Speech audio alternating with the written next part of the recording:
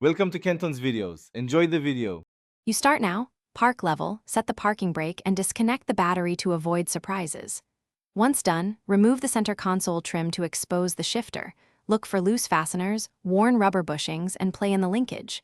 Use a flashlight and wiggle the stick to pinpoint where drift originates.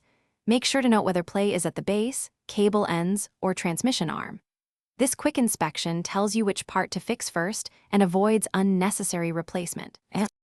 Next, tackle the worn parts. Loosen the shifter mounting bolts and remove the failed bushing or split linkage. Replace with an OEM or reinforced bushing and apply a thin layer of proper grease to the pivot points so movement stays controlled without binding. Reconnect cables and tighten fasteners to manufacturer torque specs. This restores the correct geometry and prevents the stick from drifting between gates. Once tightened, cycle the shifter through all gears to confirm firm, precise engagement before reassembling trim. Finish by adjusting cable free play to the exact spec in the service manual. First test with the engine off, then with it running to confirm behavior under load.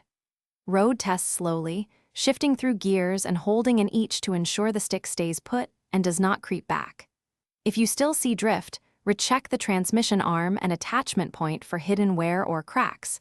If necessary, replace the whole linkage assembly. Key troubleshooting tip: if movement appears.